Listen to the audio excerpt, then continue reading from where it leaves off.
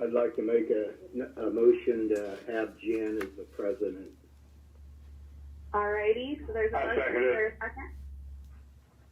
I'd like to All make right. a motion to Carla as president. Okay, so we have a motion for Jen to be president, and then we have a motion for Carla to be president.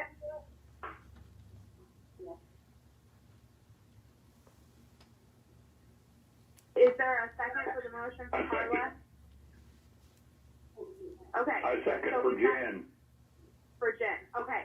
So, with that, we'll take discussion for Jen.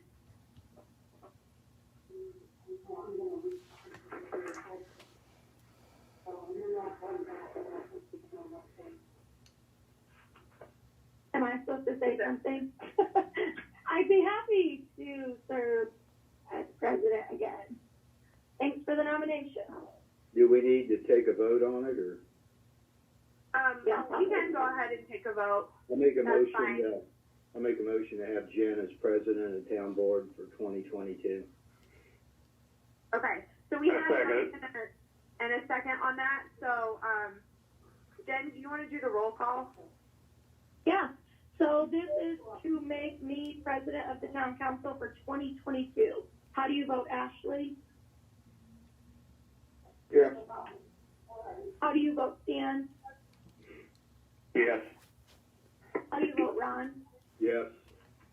And Carla? Yes. Okay. So that carries 4-0. All right, Jen, do you want to take it from here? Yeah, I sure do. Thank you. All right. So now I'm going to take nominations for vice president of the Dayton Town Council. I would nominate Stan for vice president. Is Seconded. there a second? Okay. Second. There's been a motion by Carla and a second by Ron to have Stan serve as our vice president for 2022. Is there any discussion before we vote? Okay, how do you vote, Ashley? Yes. And how do you vote, Ron? Yes. Carla? Yes. And I vote yes, so that passes 4-0. I will take nominations for utility board president then. I'll nominate Ron for utility board president. Second. Okay, there's been a motion made by myself and seconded by Carla to have Ron serve as utility board president. Is there any discussion? All right, how do you vote, Ashley? Yes. Stan? Yes. Carla? Yes. And I vote yes, so that also passes 4-0. All right, we need a utility board vice president. I nominate Carla for utility board vice president. I second it. Okay, Stan has nominated Carla for utility board vice president, and Ron has seconded that. Is there any discussion before we vote? Okay, how do you vote, Ashley? Yes. Stan? Yes. Ron? Yes. And I vote yes, so that makes Carla our utility board vice president. All right, all the officers have been selected for 2022. I'm just gonna leave all the department appointments the same as last year. So the police liaisons will be Ron and me, Jen. Finance will be me, building and maintenance will be Ashley, roads and streets will be Stan, and area plan will be Carla. All right, we'll move on to our meeting. It's January 3rd, 2022, and we are holding a special meeting of the Dayton Town Council. This conference will now be recorded. Let me repeat that because I just remembered to push record. It's January 3rd, 2022. We are holding a special meeting of the Dayton Town Council. This meeting is being held by phone because of the COVID-19 pandemic and in compliance with the governor's executive orders. This meeting is open for the public to listen in real time and via recording afterward, and an option has been provided for residents to speak during the meeting on agenda items. Present on the phone are our attorney, Alicia Albertson, clerk treasurer, Michelle Freeward, town manager, Mark Harlow, Town Marshal Scott Taylor, and the 5 members of the Town Council who will identify themselves by roll call. Ashley. Here. Dan. Here. Ron. Here. Carla. Present. And I am Jen, and I'm here. So all 5 council members are present. First on the agenda is, next on the agenda is our attorney. Alicia, do you have anything for this meeting? I do not have anything for this meeting. Okay. Next on the agenda is the Shady Lane cul-de-sac. So we couldn't pave the end of Shady Lane in 2021 because it turns out Dayton doesn't actually own the land to the end of the road. Ron Kohler and Cindy Marsh are the landowners, and they've agreed to deed the land over to the town with restriction that it will only be used for a cul-de-sac. And we do have the restrictive covenants that will follow the land. And as soon as the town of Dayton approves this, we can ask Alicia to prepare the paperwork. So I'm going to have Ron explain the restrictive covenant, but he is going to abstain from voting on this because he's one of the landowners. Ron, will you explain real quick that restrictive covenant for us? Sure, I guess so. The Okay. purpose of the restrictive covenant is to make sure that the land we are donating at the end of Shady Lane will be used for a cul-de-sac or area for adjoining property owners to be able to access their driveways. And it's not to be for Ashley or anybody else to try to use it to connect Shady Lane and Wesleyan Drive to steal our land and retaliate against us. So that's why we're donating it for the use of a cul-de-sac. Okay, perfect. So do we have a motion about transferring the end of Shady Lane to the town of Dayton? I make a motion to accept the restrictive covenant and ask Alicia to prepare paperwork to transfer the land described in the covenant to the town of Dayton and allow Jen to sign the paperwork when it's ready. Was that you, Carla? Yes. Okay. So we have a motion made by Stan and seconded by Carla to accept the restrictive covenant and then have Alicia prepare the paperwork and have me sign it when it's ready. Is there any discussion before we vote? I'd like to add to the discussion. Okay. I think the town of Dayton would be well served to have a engineering study done on a potential cul-de-sac in that area and let the engineering company tell us what land is needed to facilitate a cul-de-sac. And then at that time, you know, the landowners could get involved in it. If they want to donate it, so be it. If not, then the town would buy it off of them. I think we are getting the cart before the horse here. And as I said, you know, the engineer needs to tell us what land is needed to accomplish the task. I'd like to comment on this. Last year when we were out there, Ashley, when we were going around all the streets, all of us, I think Carla was at work, but me, you, Mark, Ron, and Stan were all back there. And there were like stakes in the ground, and it was like a cul-de-sac is this many feet around, so it'll be this much from here and this much from here, and you can't really move the cul-de-sac any other way, or you're going to be at the homeowners like on the left there, like you're going to be at their front door. Like this has already been discussed. This has already been. Yeah. Well, Jen, I think at that time what you had was a bunch of board members with tape measures speculating on you know, what a cul-de-sac would look like. Okay, so I agree. You know, with our discussion back then, you know, we were to the point now. It sounds to me that, you know, you have engineers draw it out and measure it, and you know, shoot elevations and whatever else needs to be done, so you know exactly what land you need to facilitate having a you know, circular cul-de-sac in that area. And I think spending money to acquire land's a little bit premature right now. You know, I think, you know, we're getting the cart before the horse. Can I Well, say how much something money are we here? spending to acquire this land? Well, I'm not talking about money to acquire land, okay? You know, I'm just saying, have engineers look at it, draw it out, so you know exactly what you Well, need. BF&S has already looked at it. Can I add something here? They did a preliminary engineering study. A preliminary engineering study. They did basically a rough draft. Okay, so now you take that rough draft, if that's the plan you're going with, give it to the engineers and have them, nail it down, and then present it to the board. And then the board, if landowners want to donate or whatever, that's great. And then you put it into place. Right now, you have somebody donate land. Well, what if it's not enough, or what if you need 5 more feet here, or 3 less feet over there, or something like that? Then you're, going through the legal paperwork again. Ashley, did you read Exhibit A in the restrictive covenant? It spells it all out. Part of the northwest corner of Section 9, Township 22 North, Range 3 West, Town of Dayton, Sheffield Township, Tippecanoe County, Indiana.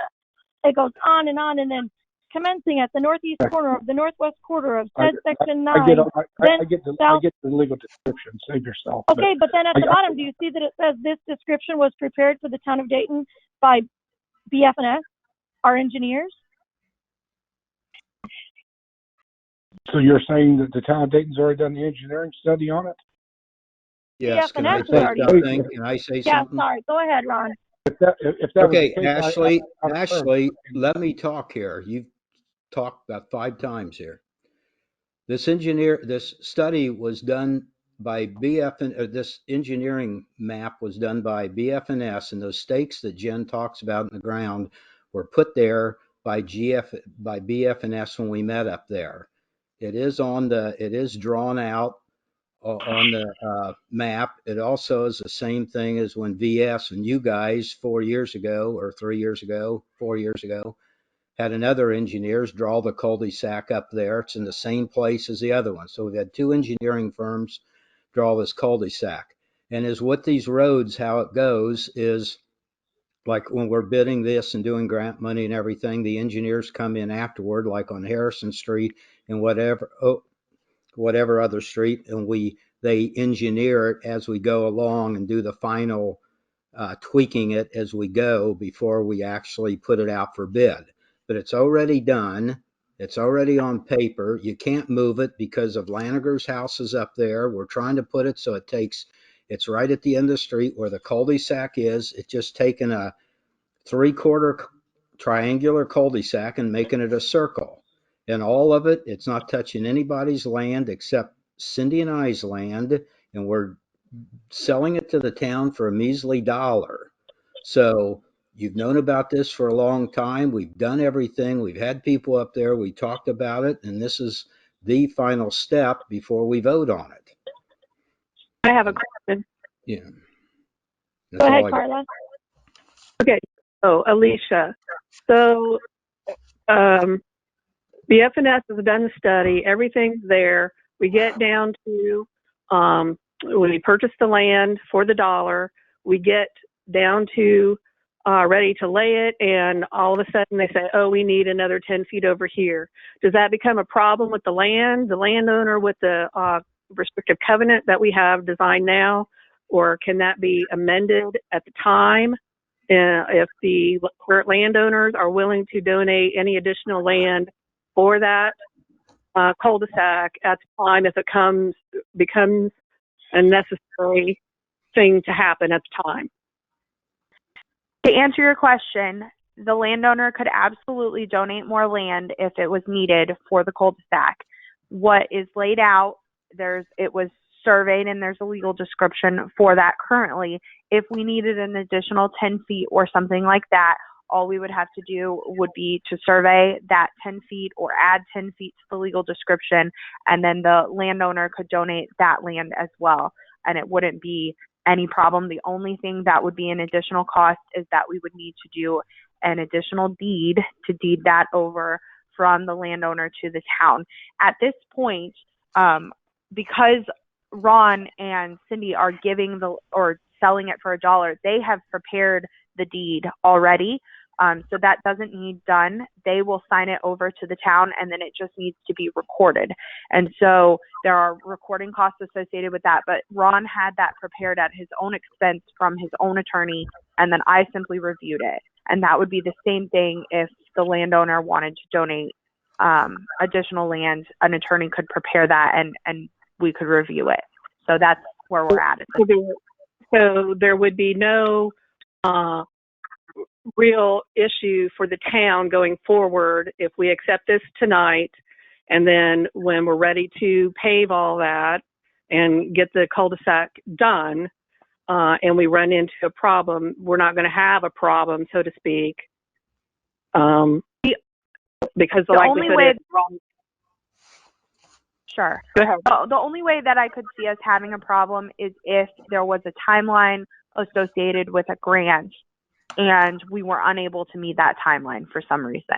So if we were trying to use grant dollars to pave this and there was some timeline that said we had to have all of this laid out and everything like that, but chances are that's not going to be an issue, because before we even get to the paving stage, we would have to know the engineering aspects of the cul-de-sac. So I don't anticipate that would be a problem, but that's the only one I could foresee.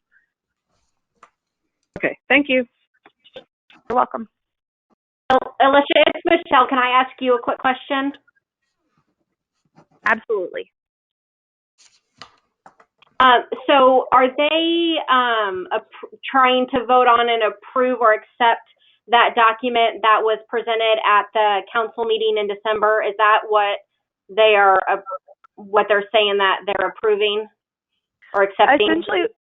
Essentially what they're doing is they're just accepting the gift of the land. And so that document is the document that would give that land to the town. So they don't really, the council doesn't really need to approve that document. That would be signed by the landowner exclusively. But the council is accepting that land for $1, essentially. So there's no document really that the town needs to sign.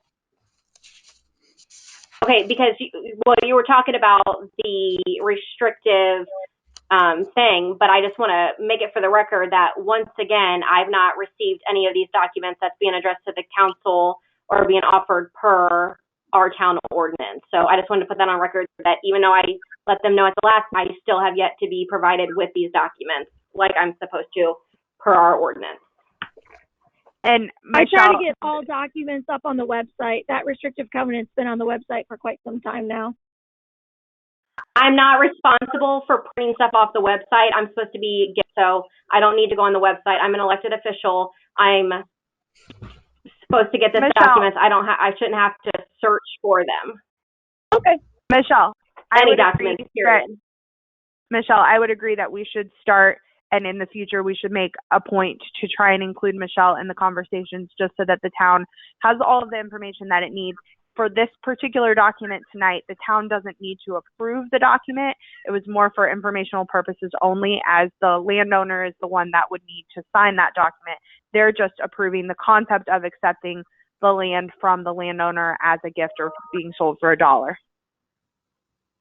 Correct. And per our ordinance, it says any communication, petitions, letters, or anything is to be delivered to the clerk treasurer, as I am the record keeper. So anything that is addressed at any town meeting or given to the council, I'm supposed to have to meeting folder as the records keeper and as the ordinance reads. Not read anything that's being voted on. It's saying anything that is addressed or being considered by the town council. So obviously this document is something that is being considered, as it was stopped at the last meeting because I had not received it.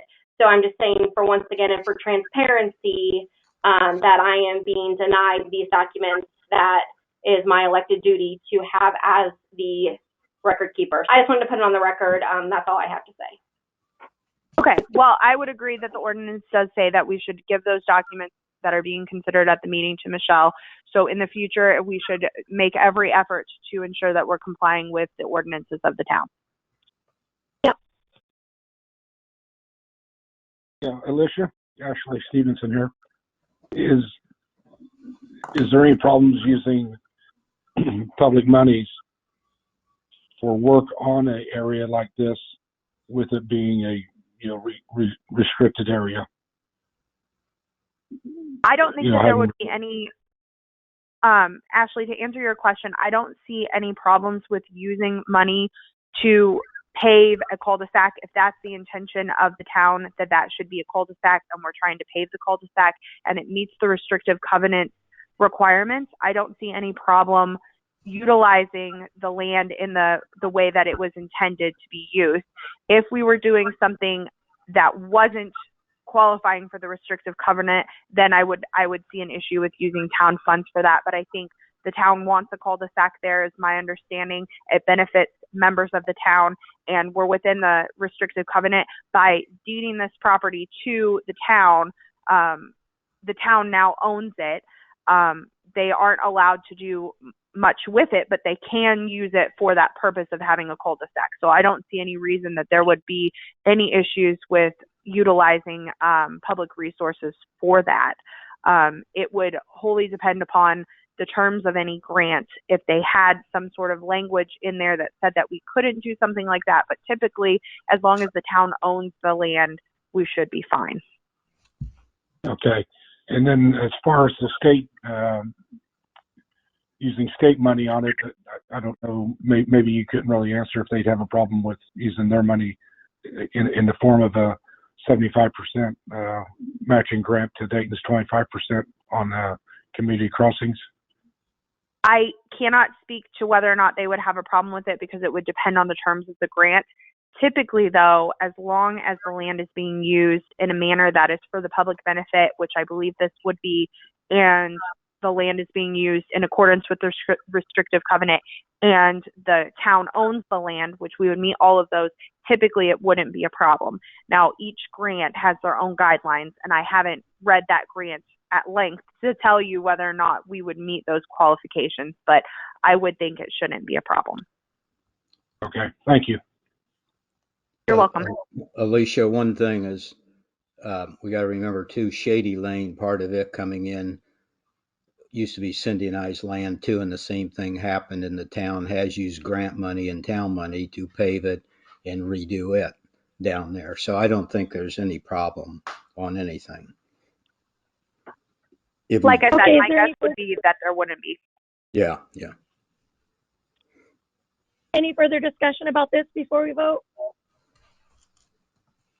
Okay, the motion was to accept the restrictive covenant and ask Alicia to prepare any necessary paperwork and then allow me to sign anything that I might need to sign. So we will take a roll call vote. How do you vote, Ashley? Yes. Stan? Yes. Ron is going to abstain from voting. How do you vote, Carla? Yes. And I vote yes. So that passes 4-0 with one abstention. Okay, next on the agenda is attractive nuisance properties. Ashley, you had asked for this to be on the agenda. Do you want to kind of explain this? Yes, I've had a great, over the past year, I've had a great number of town residents repeatedly ask me about a house that had been on fire at, I think it's 304 Dayton Road. It's there by the Dayton Town Hall across the street, wanting to know the status of that and why nothing is being done with it. And, I think, the town board ought to talk to the property owner or maybe have somebody on the county level contact the property owner and see if we can, remedy, the situation. I don't know if the house is rebuildable or not, or if it needs to be torn down or not, but, it is, appears to be a safety hazard. Obviously, if you're a neighbor, having a house that's been on fire to the extent that it's been on fire would, certainly affect your property value and such. And, I think we need to, take up the issue, for our town residents and try to get something done with the house, either rebuilt or torn down. And I I have not had a great number of people ask me about that, but over the last couple of years, I have had people ask about that house or the one on South Street or the one on, Scott would know. It's off of Clifty. What's that road? Shakamak, maybe? Shakamak Court? Maybe. Anyway, there's a few around town that have been questioned I can over the bring you last guys couple of up to years. date on So, this house. well, I was just going to say that Scott, you can chime in if I'm misquoting, but he has kind of looked into these things, and we don't really have anything in our ordinance that says we can go in there and like demand people to do anything. Scott does, contact the people that own the properties to get them mowed or to get them boarded up or whatever. But if I remember correctly, we don't really have anything in our ordinances that gives them authority to be like, Yeah, Jen. do what I'm saying right now, or this other thing is going to be a consequence. Jen, could I add something? You absolutely can. Go ahead. Okay, first of all, this property is one of several around town that has a problem with it, and I agree with it, and I agree with Ashley that something needs to be done with it. It happens to be owned by my brother, and I have asked him repeatedly to do something about it. Last week I checked with Area Plan, and they told me what needs to be done. That the only concern they got, they checked with their engineers, and they got back to me in their enforcement code. And what needs to be done on these houses, they need to be boarded up and be safely kept so people can't enter them. And so today we boarded up the windows. That was last week they told me that. We boarded up the windows and put security chain link fence around the entire half of the building. So now nobody can enter that building. And it is still an eyesore, and it's still like some of the other houses, definitely needs to have something done with them. Some of the other houses, by the way, have been needing something done with them for up to 10 years now, I think, because I used to mow and take care of one of them because it got overgrown. But anyway, I told Area Plan that by next spring, something would be decided on it, and that house would either be rebuilt or torn to the ground. So they said that's fine. You can take whatever time you need, but they urged that you make a decision, use the winter to make a decision, and then have it ready to go somewhere in the spring or by summer. So it will be taken care of, and hopefully the whole entire place will be cleaned up. So that's all I got.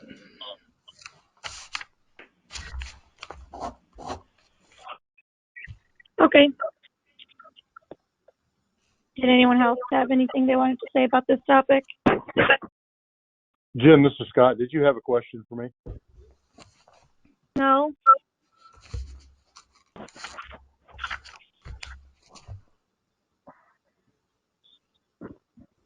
Okay. If there's nothing else about that, then we will move on to these invoices. I've got a All question right. for Alicia before we move on. Oh, okay. Go ahead, Ashley.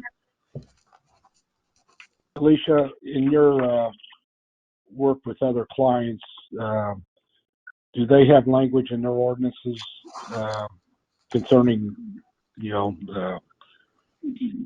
some of these properties that potentially could be safety hazards or at the very least eyesores? Yes, they do. One of the things that the town council could do if they wanted to is you can adopt the Indiana Unsafe Building Code provisions, which allows municipalities to determine that buildings are unsafe and create a hearing authority and an enforcement authority. The hearing authority is the governing body that basically will decide whether or not the building needs torn down or if it needs repaired or what the consequences are for the building. The enforcement authority essentially is the person that goes out and says, this building is unsafe and something needs done with it. Typically, the enforcement authority for other municipalities is either a building inspector or the police force. The enforcement authority will notify the homeowner or the landowner and let them know that they have so many days to repair, destroy, whatever the property. If they don't do it within that amount of days, they go to the hearing authority, which allows them to have an opportunity to be heard. They listen to evidence from the enforcement authority and they listen to evidence from the landowner and determine what should happen with the property. That decision is appealable to the county court system, and basically it allows municipalities to tear down buildings that are blighted, that need to be torn down. So what you would need to do is you would need to adopt an ordinance that appoints the hearing authority and the enforcement authority and adopts the unsafe building code, and then you would be able to do that as the town. You wouldn't necessarily need to go to area plan every time there was a blighted structure. You could do it within the town limits on your own. And other municipalities have done that and do tear down buildings that are unsafe. But if we already have unified zoning ordinances, we already have area plan that does all that, the building inspectors, this and that, the people that know what they're talking about, we already have them, and those duties have been assigned to them. It does not make sense to me to give Ashley, Jen, Ron, Stan, and Carla the authority to go tell somebody, yeah, you're going to need to tear that building down. We don't like that. The downside also, Jen, the downside too is that if the town is responsible for it and the town tears down the building, the cost of the tear down is on the town. And the town can try and recover that money, but I'm going to be here to tell you that oftentimes it doesn't happen. So that expense would be a town expense as opposed to an APC expense. So that's the real downside of it. It allows you to take matters into your own hands, but you take matters into your own hands, you also have to pay for it. So there are some communities where they have the unified building code and the APC doesn't have the authority to tear down buildings, and that's when this statute becomes very important, because then they don't have any sort of recourse except for utilizing that statute for their municipality. If the APC is able to tear down buildings and they have the authority to do that and they've got that in their unified building code, it may not make sense for Dayton to have a similar thing, just because, again, you're going to be responsible for paying for it, and it can be upwards of $30,000 to $40,000 to tear down and clean up a building. And I think we need to be extremely careful. I agree with Jen, and we have a process that right now we can go and make complaints to, and they tell us what to do. But this town is so political that you don't want it to get where this board has a vendetta against somebody or the next board has a vendetta against somebody. And because a few years ago, some of the members were actually talking about having the board decide on what color of houses you could paint your house in the town of Dayton. And I think that gets a little ridiculous. And I would think when we're talking about this one house, we'd also bring up the other houses in town that have been sitting there for years and years and years, and not just pick on one house in particular. So I think what Jen was getting at, it's critical that we don't politicize this and we let other entities control it and get the job done. Yeah. If I could say something, I'd like to know what board was trying to dictate colors of houses and such. But, Ron, I agree with you. Well, you told me the last board you did. Yeah, you told me yourself, Ashley, that you think you thought there ought to be a committee that goes around and decides what color of houses you can use and what kind of siding and stuff. Please give me. You told me. I'm sorry, but you told me that. So. No, I did not. That's ridiculous. Yes, you did. So I agree that this board or future board shouldn't be the committee. Alicia, I'm wondering if there's a way that the town of Dayton could. I assume Tippecanoe County probably has this type of committee. I was wondering if there's a way that the town of Dayton can utilize their processes and get them involved. I mean, obviously Dayton doesn't have a building inspector, and again, the way politics are, I don't think the Dayton Town Council should be the ones That, deciding this type of actually, stuff. that's But what we're doing right now. I went to that board and I went to the higher ups in the county, and this is what they said to do. And if it stays a certain amount of time, then they will look into it and push to have it demolished or whatever. But that's what we're doing. We're going to that entity that you want right now. It's in place for a process to happen. well, can we also do that on other houses that Well, sure we Jim had can. talked? On all those houses around town that you guys drive by every day and don't comment about, you can call them up and file a complaint with them. I called up and filed a complaint on my own brother to get something done. And this is the steps of doing it. But I think everybody needs to pick on everybody and not just pick out one person in this town. Ron, I'm not trying to pick out one person. As Jim mentioned, Oh yeah. there are other, a couple other houses, it sounds like. And, yes, I think all of Dayton's town residents would obviously like to see houses properly maintained if people are going to own them. So, Yeah, okay. so I guess we get a list together with these other few places that Jim had mentioned, and the town board will submit that to whatever agency in Tippecanoe County to have them take a look at them. Okay. Correct? Correct. Okay. Good discussion. Thank you. Okay, was there anything else for that agenda item? Okay, we're going to move on to these invoices. All right. I move to approve the following Alpha Business Technologies invoices. Invoice number 214516 dated 12/17 of 21 for $2,480, and invoice number 214512 dated December 12th, 2021 for $200, totaling $2,680.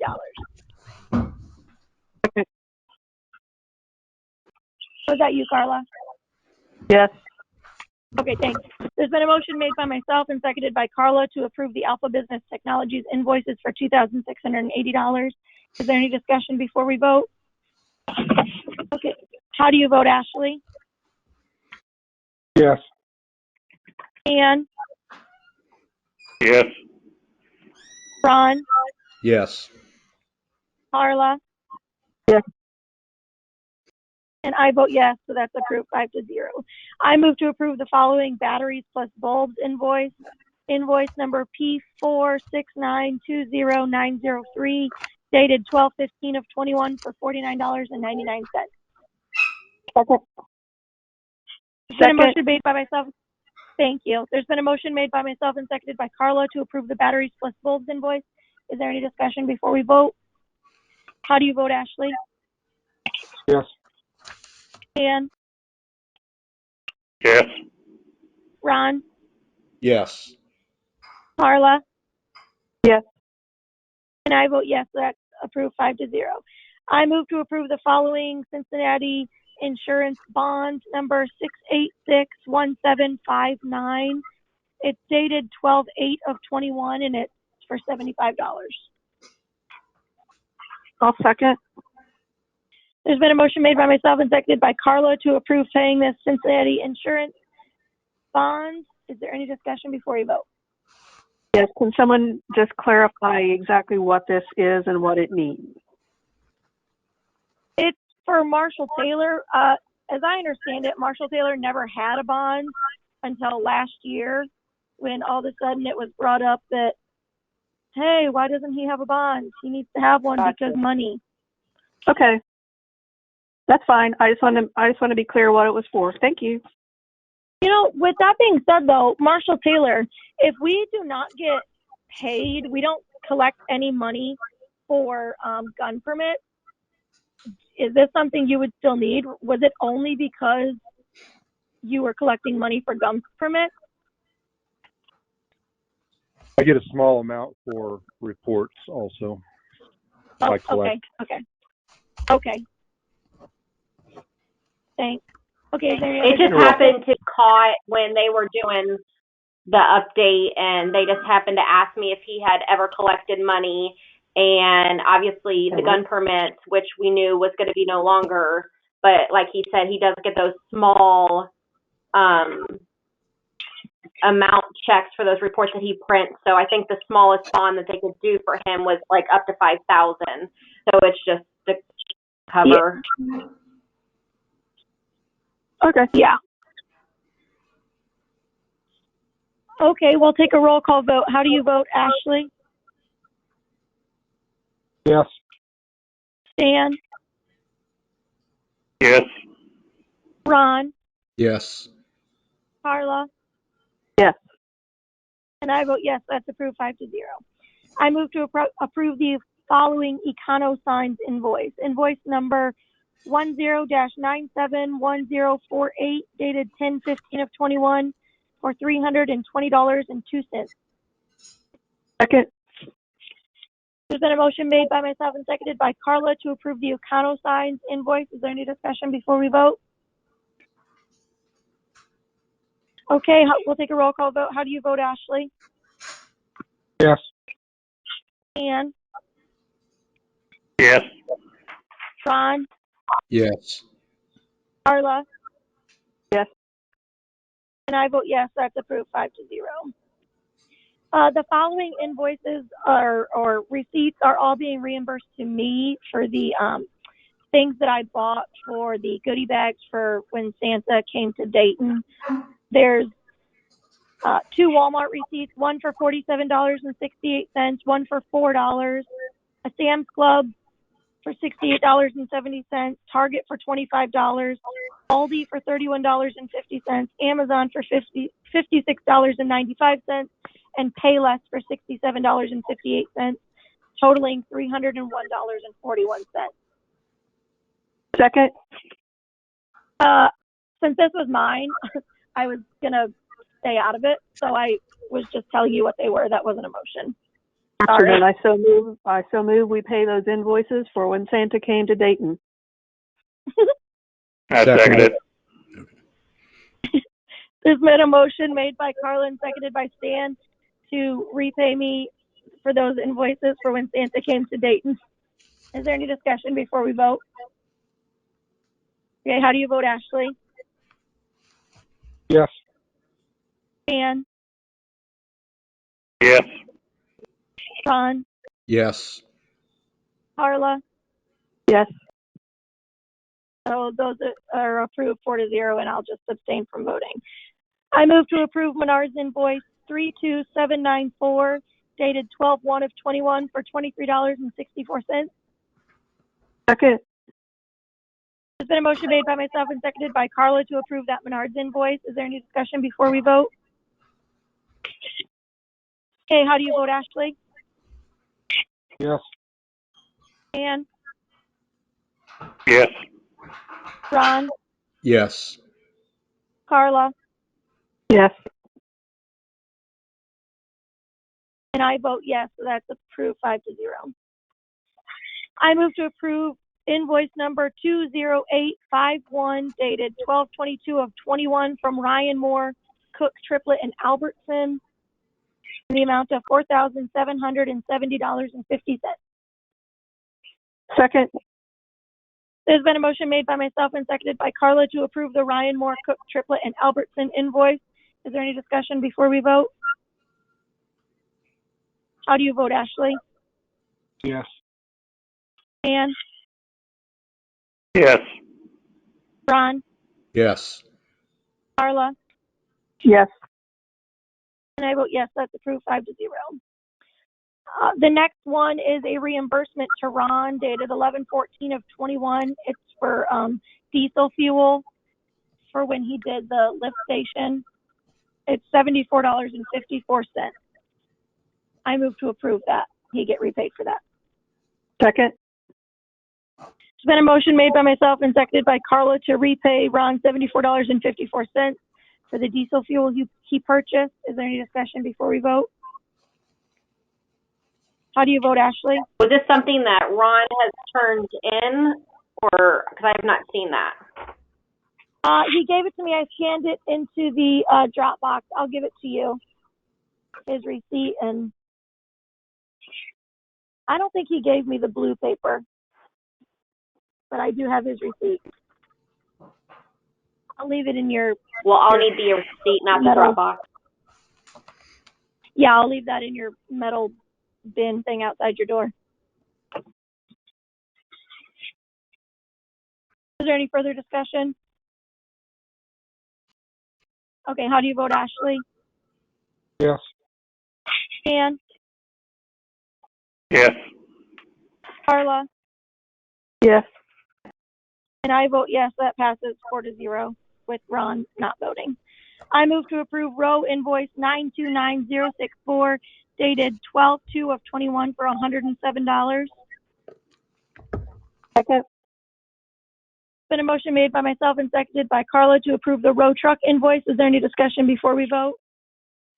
Okay, how do you vote, Ashley? Yes. Dan? Yes. Ron? Yes. Carla? Yes. And I vote yes, that's approved 5-0. I move to approve Schomer's invoice 163409 dated 12/6/21 for $700.95. Second. There's been a motion made by myself and seconded by Carla to approve the Schomer's invoice. Is there any discussion before we vote? Okay, how do you vote, Ashley? Yes. Dan? Yes. Ron? Yes. Carla? Yes. And I vote yes, that is approved 5-0. I move to approve Taft invoice 3863254 dated 12/27/21 for $215. Second. Been a motion made by myself and seconded by Carla to approve this Taft invoice. Is there any discussion before we vote? Okay, how do you vote, Ashley? Yes. Dan? Yes. Ron? Yes. Carla? Yes. And I vote yes, so that's approved 5-0 as well. All right, those are all the invoices. We'll move on to the report. All right, I move to approve the following reports from November 2021: the appropriation report, the bank reconciliation, the fund report, and the revenue report. Second. Okay, there's been a motion made by myself and seconded by Carla to approve the November 2021 report. Is there any discussion before we vote? How do you vote, Ashley? Yes. Dan? Yes. Ron? Yes. Carla? Yes. And I vote yes, so those are approved 5-0. All right, moving on to public comments. I've had none submitted, and there's no one on the call currently. So we have no public comment. Council comments. Ashley, do you have anything? Yes. We had folks come to us at our last meeting wanting water and sewer, wanted to get agreement with the town of Dayton that Dayton would provide water and sewer to their property. I don't know, Jen, if you've reached out to Stephen Brock to see if he's willing to address our council. Stephen Brock's our consultant that we use for water and sewer, our rate consultant. He's quite knowledgeable about the subject and how that would, the pros and cons of how that would affect our rates.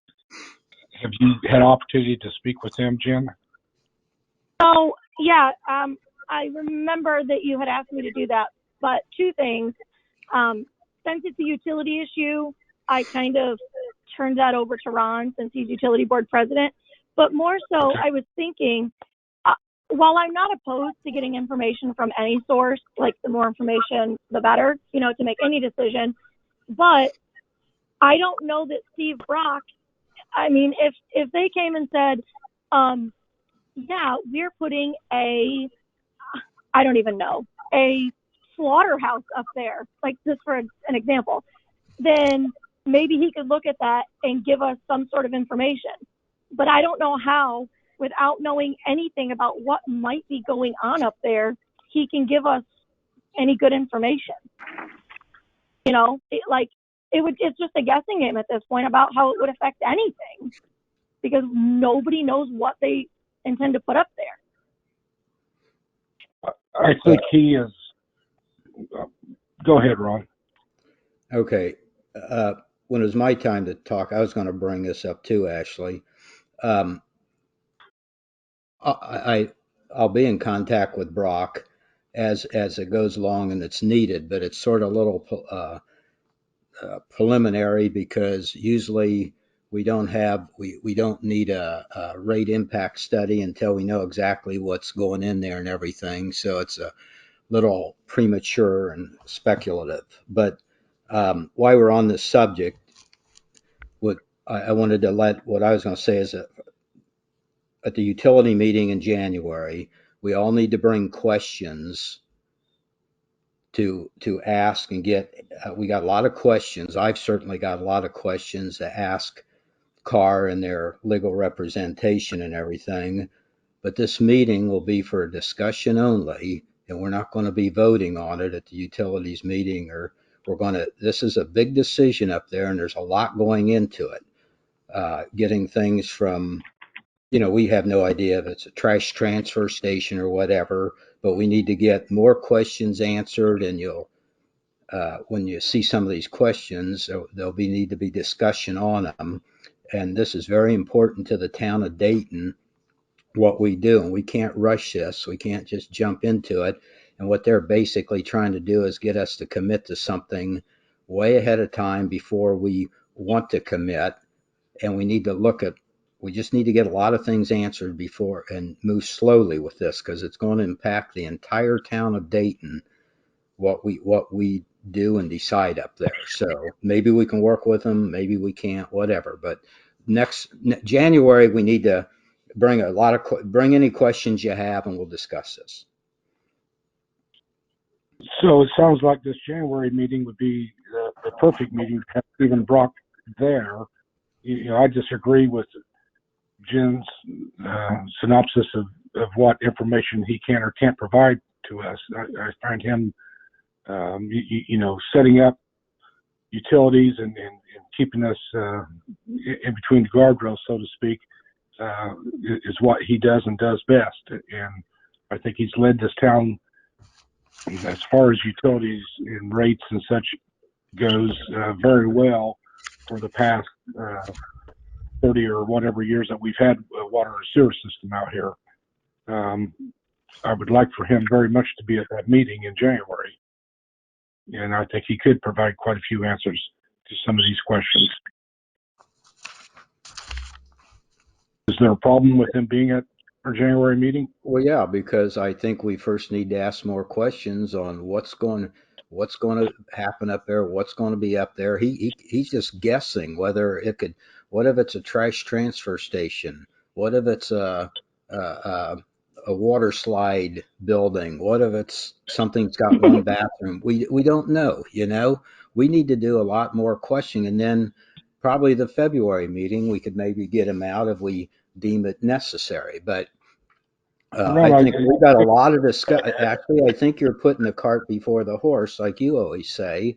That Steve Brock's going to come out and say anything you do up there, it's going to sell some water. But we've got to, it's like Malacca's out here. You got to know exactly what's going in there and everything to proceed with your discussion. It's a little early for Brock, so I'll call him up and see what his schedules are in the future, and we need to get him out to go over those other rate studies and stuff like that also. So maybe we could do it all the same time.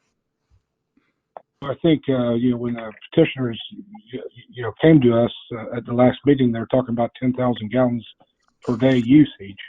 Now, whether or not that's for a water slide or something else, who knows? And I don't know that. Ashley, they said 10,000 gallons. They're pulling something out of the air. We rezoned land down inside our town limits before, and they still haven't they never did do anything with it. They're taking a guess. They're just saying something to appease us or to try to tell us anything. They've gone against us on all our wishes. You know that, even your wishes that you signed on rezoning, annexation, and everything. They've fought us on absolutely everything, including the 60-foot limit signs and everything. They don't go along. They're like any developer up there. They're going to tell you the non-truth. They're going to lie to you to get what they want and hope you can jump ahead. And this is one thing. This is going to impact this town for the next 100, 200 years.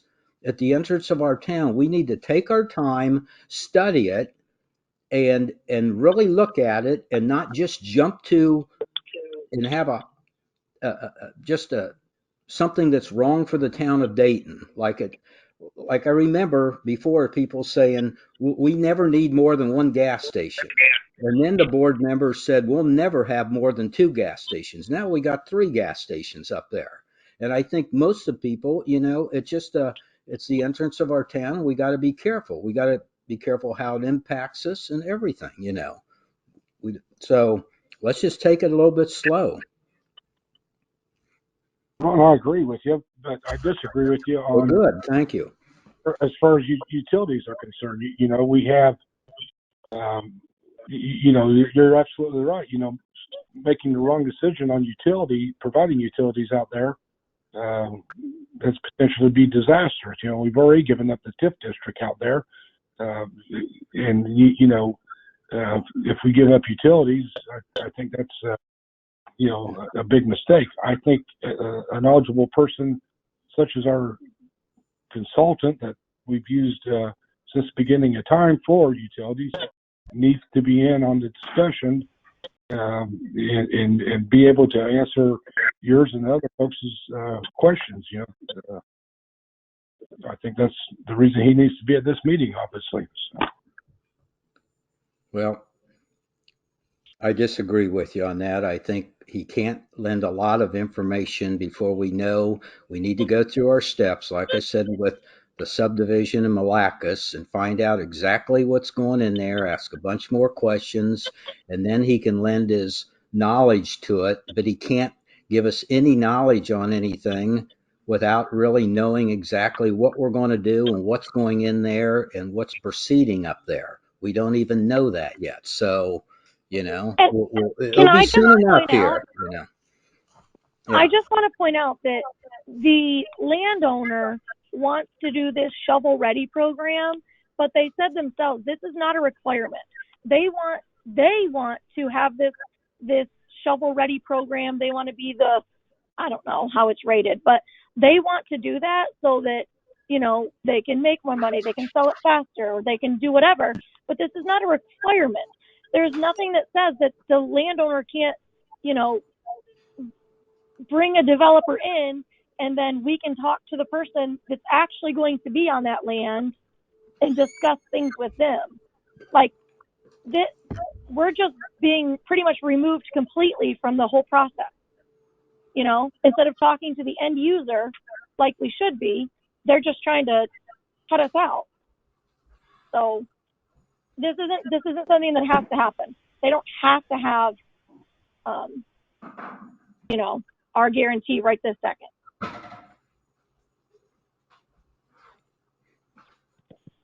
Okay.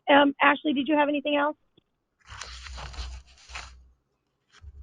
No, I believe that's it. Okay. Stan, do you have anything? Nope. Ron, do you have anything else? I just want to say thank you to all four of you members on the board for letting us donate that land up there for the good of the town for a cul-de-sac for $1 bill. So we can go have a cup of coffee on that, but thank you for passing it. Carla, do you have anything? That'll be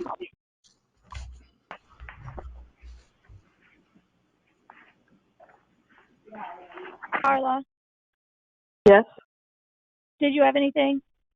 I do. I just wanted to bring everybody up to date on, I presume all of you remember that Truck Country had gone to the Board of Zoning Appeals for, they had 5 requests that they had initially presented to the board, 2 of which they withdrew before the December 1st meeting. At the December 1st meeting, 2 of the 3 remaining requests were denied, and at the December 1st meeting. And the last request, which was for I believe it was for the 60-foot variance for a 60-foot high sign instead of the maximum of 24 that was allowed. They then, on December 22nd, then withdrew that request. So all 5 of their requests are now no longer in play. So Good. That's just great. That's informational, great. nothing to present, nothing to vote, just so you're aware. Good news. Thanks. Was that all, Carla? Yes, that's it. Okay, perfect. Thank you. And I have nothing. So, having no other business before us, this meeting is adjourned. Thanks, everyone. Thank you.